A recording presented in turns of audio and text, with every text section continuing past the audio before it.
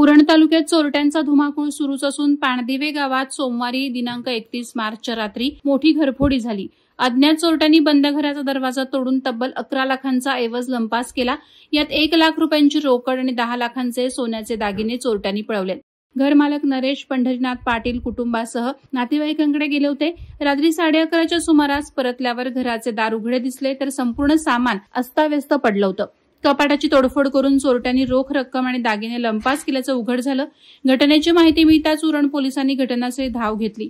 ठसे तज्ञांना पाचारण करण्यात आलं असून पोलिसांनी गुन्हा दाखल करून चोरट्यांचा शोध सुरू आहे। सततच्या घरफोडींच्या घटनांमुळे उरण पोलीस सतर्क झाले असून नागरिकांनी मौल्यवान वस्तू सुरक्षित ठिकाणी ठेवण्याचं आवाहन केलंय। पोलीस निरीक्षक जितेंद्र मिसाळ यांनी नागरिकांना काळजी घेण्याचा सल्ला दिला आहे।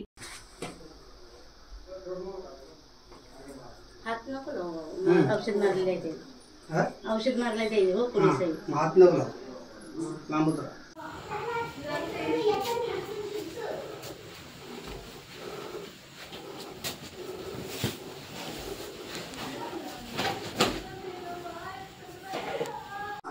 का बाबा नवीनच कपाट होता